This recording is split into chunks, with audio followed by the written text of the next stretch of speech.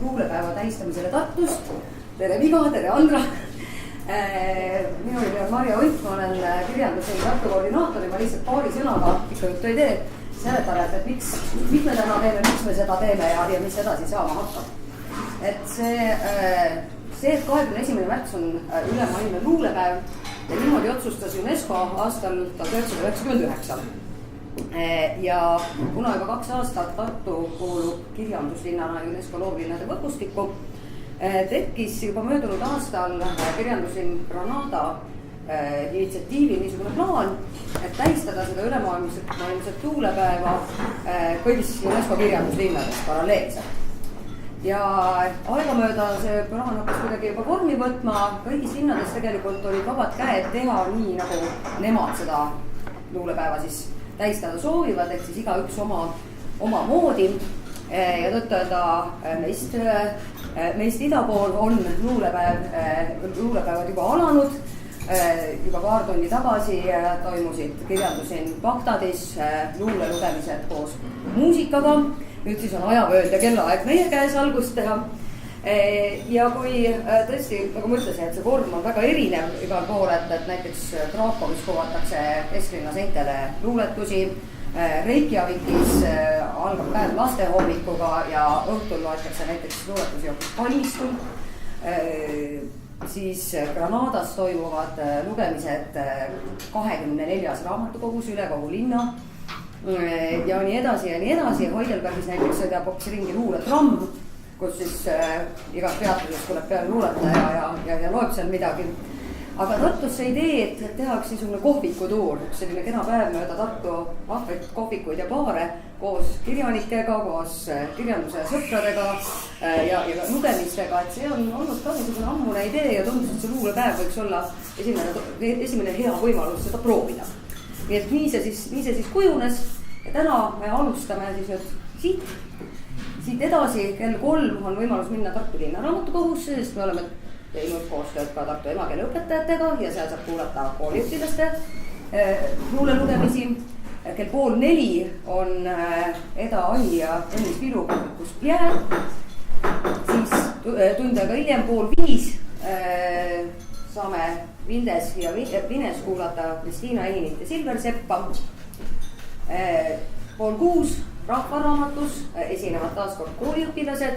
Kell 6 Naiivis on Jüri Kolk ja Aare Pill ja lõpetame selle tänase päeva ja selle pika ringkäigu siis Parlava baaris, kus esinevad Maarja Pärtna, Kaisa Ling-Ting ja Aapo Ilves. Nii et seal kõlab nii luule kui ka muusika ja ma väga loodan, et paljudel teist on võimalik vähemalt osaliselt see tore tuur meiega kaasa teha.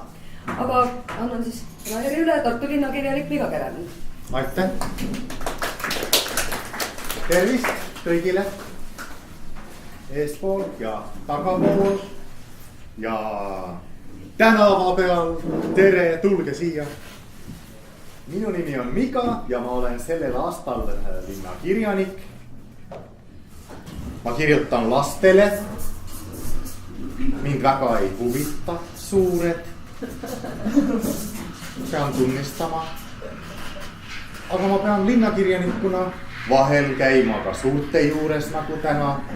Aga ma kujutan ette, et te olete ikkagi hingelt veel kõik toredad lapsed. Ja ma tegin ikkagi, kuna on rahvusvaheline luulepäev.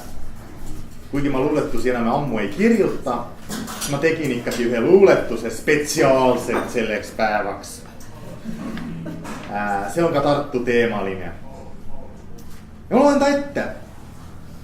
Ma elan nii kaua, kui Musumäelt pole alla muud vaadet kui lopsakas rohelus ja sina jalgrattasadulas nagu vikerkaar. Ma elan nii kaua, kui sa käid pesemas hommikuti silmad puhtaks Emajões. Ma elan nii kaua, kui ööpikk laulab Hold on. Everybody hurts. Jõgen taga Tartus. Ma elan nii kaua, kui kooli jüts püüab 12-kilose haugi kesklinnast kooli vaheajal minu nina all. Kui vanaema tutvustab lapsele kivimeid botaanikaaia müüris, kui elektroonikapoe müüjal on kassa kõrval taust ja Vanemuise tänaval aknalaual vedeleb elevandisääre uu. Ma elan Jõgen taga Tartus. Kas juba aimad, kui kaua ma kavatsen elada? Õige, ma elan nii kaua, kui sa igatsed mu järele, nii kaua, kui kutsud mind appi puit laduma ja isegi kui ei kutsu, kurat, kui puid on vaja laduda. Elan jah, ma elan nii kaua, kui on veel vaja niisama passida ja aega parajaks teha. Painutada seda võib peatuda ja aja eest peitu pugeda. Kokkuvõtvalt ütleme, et elan akadeemilise veerand aastasaja Jõgen taga Tartus.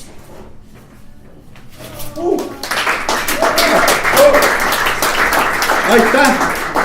Päris naljakas on suurtele ka kirjutada. Aga ma hingelt olen ju lastekirjanik. Ja mulle üldse ei meeldi, kui välismaalastele antakse vahtimist. Sellepärast, et sa oled mustanahaline soomlane näiteks. Ja Sadu Suppilinnas on tegelikult poolenisti bulgaarlane. Nad ei leidnud ainult filmi ühtegi tõmmut tüdrukut. Arabella Antos on lihtsalt natuke jumekam pruun, aga ta ei ole ju bulgaarlane. Ja ta isa ei ole Setumaalt nagu Sadu. Ma loen siit ühe katkendi. Siis ütles aga Artur midagi sellist, mis Olavit rabas. See pagulane kahetseb veel tuli Eestimaale. Olav vaatas trennikaaslast ja toksas teda tugevasti vastu õlga. Mida, mis on? Imestas Artur. Sadu pole pagulane. Kas ta nimi on Sadu? See pole isegi Eesti nimi. No kuule, kas Artur on või? No mis sul viga? Kas ta on sinu pruut? See pagulane. Ta on Suppilinnast Tola. Kui see poleks lasteraamat, siis ta on Suppilinnast. Kuradi idioot. Artur ehmus veidi ja astus sammu tagasi. Olav polnud tavaliselt nii sõjakas. No miks ta siis nii tumeda nahaga on? Küsis Artur. Ta ema on Bulgaariast, vastas Olav. Nagu asuks Bulgaaria Raekoja platsist siin Bagdadi kõrval. Seda ma räägin, juubeldas Artur. Pagulased tulevad siia Bulgaariast. Trevor vangutas kõrvale pead. Aga vaidlemise jättis ta Arturile, sest tal polnud midagi Olavi vastu. Ta on Suppilinnast, ütles Olav uuesti. Kaitsed oma pruuti, jah? Küsis Artur uuesti Moosise häälega ja naeris takka pihta. Trevor röhises kõrval nagu katkine raadio. Väga naljakas tõesti. Sadu ei ole pagulane, saate aru või ei saa? Ma ütlen su pagulast printsessi kohta täpselt seda, mis ma tahan, käratas Artur, kelle pikk kael venis veel pikemaks, kui ta sirutas oma näo Olavi silmade kõrgusele. Artur, kas sina ei kolinud Tartusse ise kuskilt Võrumaalt? Küsis ta nagu mööda minnes ja krimpsutas nägusõna kuskilt juures, just nagu oleks sellel sõnal tselluloosi hais. Või halvaks läinud kalalõhni maitseb. Artur keeras oma pilgu Olavi poole. Pika poisi silmades peegeldus hirm. Just, lausus Olav võidurõõmsalt. Tulidki, ma mäletan küll, kuidas sa tulid 3. klassi ja sind narriti, kui sa ütlesid ime, ese. On sul sellega probleem? Vihastas Artur. Minul isiklikult mitte. Aga kas sulle meeldis, kui ma ütleksin kõigi kuuldes sinu kohta Munamäe torn? Selle peale hakkas aga röhise ja Trevor juba naerma. No mis sina hirnud? Küsis Artur tigeda häälega. Trevor kõõksus muudkui edasi. No ma lihtsalt mõtlesin Munamäe torni peale. Mõtle millegi muu peale, käratas Artur. Olav tundis ennast olukorra peremehena. Kuule Artur, kui minu kõrvu jõuab see, et sina ütled Sadu kohta pagulane, siis võid olla enam kui kindel, et terve Suppilinna kooli jaoks oled sina Munamäe torn kuni põhikooli lõpuni. Või äkki tahad olla Munamäe kraana, saad ise valida. Aitäh! No ma mõtlesin, et ma ikkagi ei röövi väga palju siin teie aega, et ma ütlesin Andrale, et ma lõpetan ise veerand. Nüüd on mul 1 minut on mul aega. ma ei jõua isegi sellega tselluloosivabrikut perse saata, nii ma ei hakka seda tegema, sest sellega läheks lihtsalt kauem aega. Sest andke andeks, aga ma arvan, et sellest küsimusest peab olema emotsionaalne. Aitäh!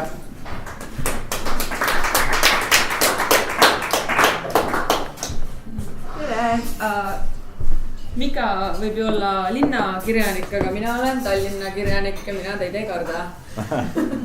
Õnnekirjanik. Seda ka jah, täna ma Õnnet ei loe, kuigi ma teda olen juba kirjutanud täna.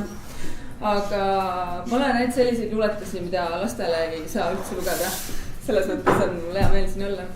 Ja ma natuke seletan ka, et mul hakkab kohe tulema välja luulekogu. Ja kui ma siiani olen kõik oma luulekogud teinud sellised, et ma räägin seal natuke sellest ja natuke teisest ja poliitikast, reisimisest ja siis mööda minnes mainin mõnda poissi ja kes mul on meeldima hakanud. Siis seekord ma otsustasin, et ma olen juba nii vana küll, et ma teen sellise luulekogu, kus ma räägin ainult armastusest. Eriti tore on see, et ma käin keskkooli õpilastele oma armastusluulega esinemas, nad kõik hakkavad nihelema ebamugavusest ja jää magama. Siis vaatan, kas teiega hakkate. Selle raamatu pealkiri on Pikad mehed, pikad elud ja selle konks on tegelikult selles, et ma üritasin kunagi teha dokumentaalfilmi oma perekonna ajaloost ja mida rohkem ma selle asjaga edasi läksin, seda rohkem ma aru sain, et perekonna ajaloost teha dokumentaalfilmi ei saa, aga luuletada saab. Ja nii ta läks. Ärkan enne sind, panen supi keema ja lilled kuivama, keeran köögis üles kella, mille valisime koos, millelt on värskelt tolm võetud, millel tiksuvad meie ühised päevad täis usaldust nagu vihma. Seda on kõike raske uskuda. Sa oled muutnud mu nii hoolitsevaks ja vanaaegseks, et mind huvitab kogu aeg ainult see, kas sul on kõht täis, kas su riided on pestud, kas kapis on mune ja piima. Mind huvitab, kaugel juba oled, mis sa hommikul jalga panid, kas tulika tänav on jälle umbes, kuidas su päev läks, kas ma saan midagi veel teha, et oleks hea ja turvaline, soe ja valge, et sa teaksid, et ma olen olemas. Armunud naine on üks ja see sama täna ja 100 aastat tagasi. Kui ma hoolin, siis ma hoolitsen, käitun ja olen täpselt nagu mu vanaema ja emad enne teda. Kõigil olid pikad mehed ja pikad elud. Ilma poeesia ja peenutsemiseta, täis tööd ja ühemõttelisi õhtuid nagu metsatalud, uksed lukus, arvutid kinni, väljast pimedad ja maailmast eraldatud, aga seest soojad.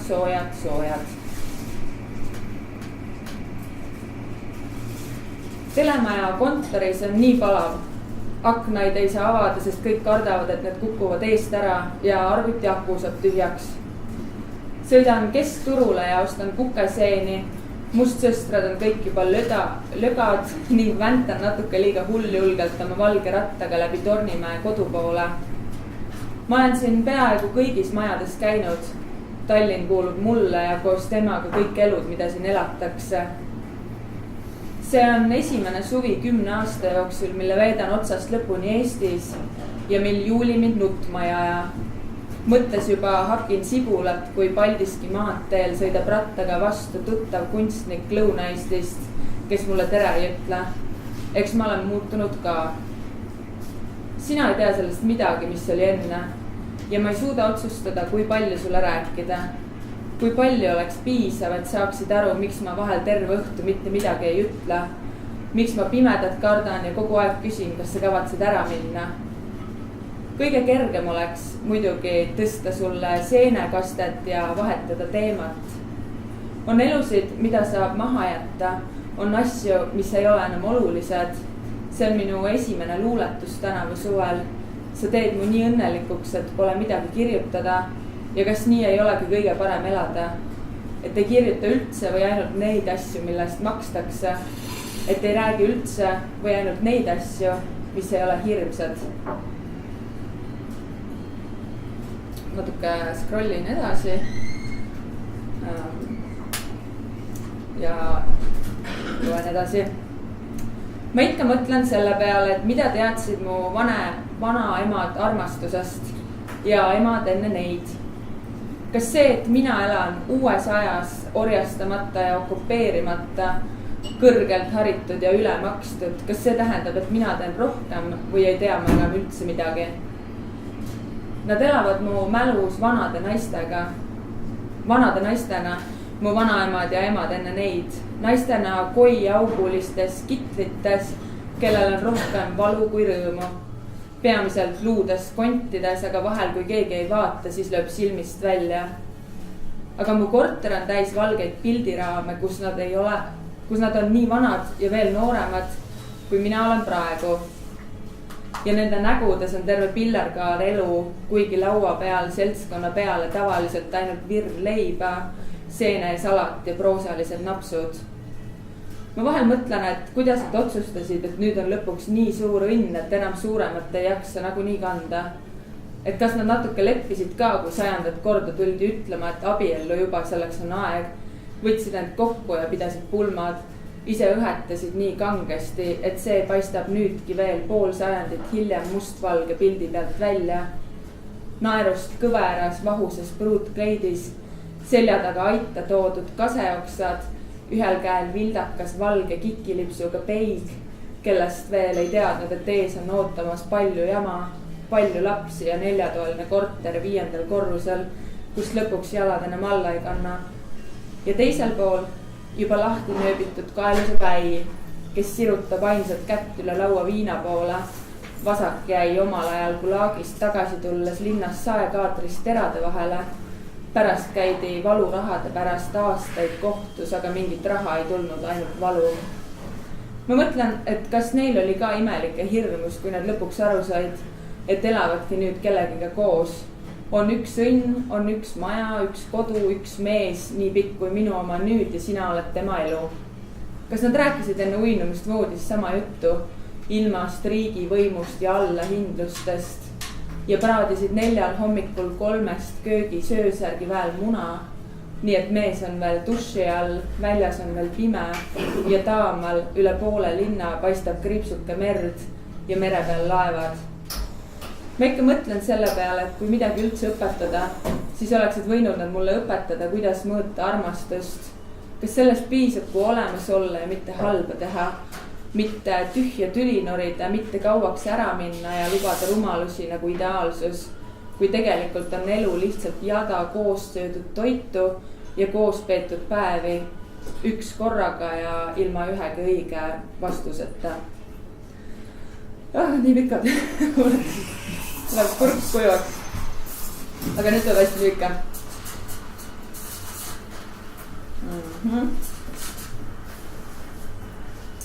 Ärkan enne keskööd ja olen vahelduseks küllaltki kaine.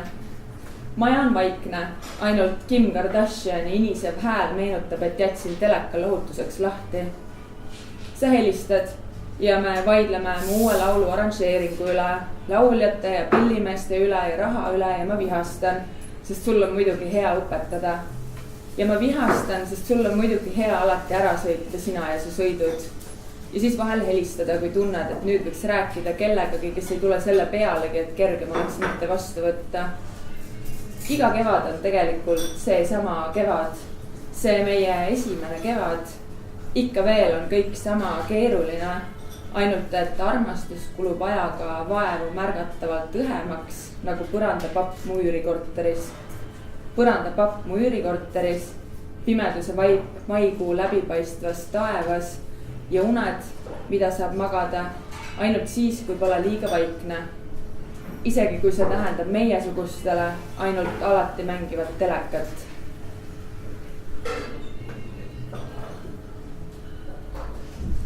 Teil on lapsed kõik, see on üks kole sõna tuleb nüüd.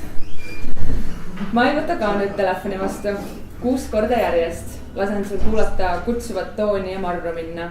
Täpselt nagu sina algusest peale tegid. Kõik need halvad kombed, mida me aastate jooksul teineteisele õpetame. Õpetame mitte arvestama, õpetame näkku valetama lühidalt, vaid mõne sõnaga kerge käeviipega vittu saatma, ära kõndima, stseene tegema, nii et on maailma kõige piinlikum. kui ma meiega täna õhtul kohtuksin, ei tahaks ma meid minutikski tunda. Seda see suur armastus teeb.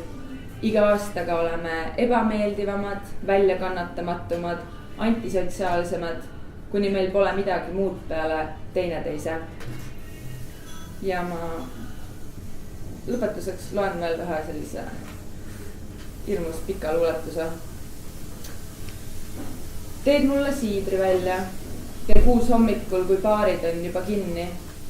Aga me leiame veel ühe urka ja ma naeran ja ütlen aitäh. Nädal hiljem tood pudeli punast veini, kui tuled õhtul hilja külla. Ma vaatan sind trepil, su selg on nii sirge. Siis on kaua vaikus. Aga kui aprillis sajab jälle lund, sõidame koos Haapsallu ja minu poolt on tee peal kohvid ja ma nagunii tahtsin bensukasse ja hotelli teeme pooleks. Samal õhtul pubi, pannkoogid ja kalapraad, mobiililaadja ja hommikuks kohukest, kuid kohuke pole mingi toit. Siis on jälle siidrinädalad, mõni vein, see käib mul külas, lehed kasvavad puudel ja me muutume julgemaks. Öösel pole enam pime, majale pannakse tellingud, varesed saavad poja ja esimese hakklihaga on kõik selge. Ega ma suvalistele pärast tööpäeva kotlette praadida ei viitsi, sa pead mulle väga palju korda minema. Tulevad T-särgid ja sokid, ma hakkan aru saama su maitsest ja sellest, et sa ei viitsi riidekoes aega raisata. Jalgratas ja köögilaud uuskasutuskeskusest, see mahub napilt sinu autosse ja minu kööki ja siis on see köök juba meie oma. Sa tood veekeedu kannu ja kartulipudru nuia ja me joome igal hommikul koos kohvi. Ühel pühapäeval jooksen poodi ja ostan kõik tungrauad, kuni sina autoremondi mustade tunkadega parklas ootad. See ütleb su kohta nii palju, et sa ei karju, kuigi oled närvis. Ja teisel pühapäeval kogu nädala toidu ette. Vaidleme natuke juustu üle ja tassime koos kotid üles tuppa ja paneme koos asjad kappi ja sellest saab meie traditsioon. Ja mul on kogu aeg natuke selline tunne, nagu see oleks film, mõni selline lääge ja rõõmus, mida kriitikud vihkavad. Me ostame suve jooksul nii palju maasikaid ühelt ja teiselt turult ja muti käest bussipeatusest. Mulle ka magamiskoti ja matkatooli, lühikesid teksaseid, jääsetõrje mürki, uued riiksärgi pulmadeks, päästevestid, mis kingime isale, padjapüüre, pesupulbrit ja sügisel laadalt mett. Ostame kütust ja muruniiduki, grilli ja nii palju mullivett, et sa muud ei tee, kui tassid seda tuppa. Täispuidust toolid ja sa lubad need uuesti ära lakkida. Terve seina jagu riiuleid ja need saavad kohe täis.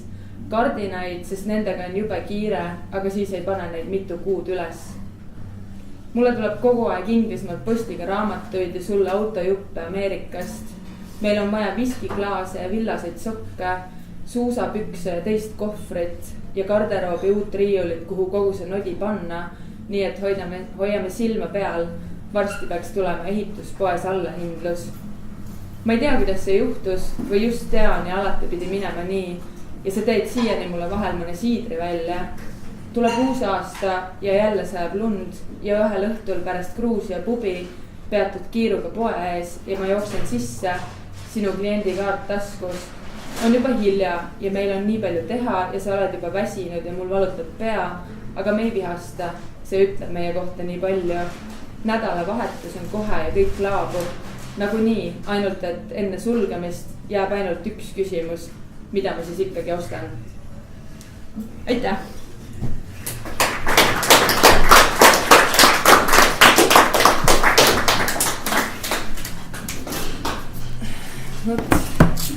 Aitäh, Andra! Aitäh, Niga! Aitäh tulijatele ja aitäh kohvikule Krempel meid võõrustamast. Hurraa, teeks Krempile ka ühe aplausi.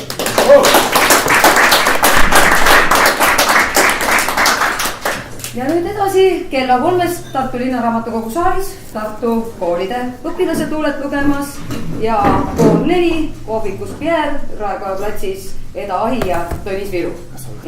Jätkame, aitäh!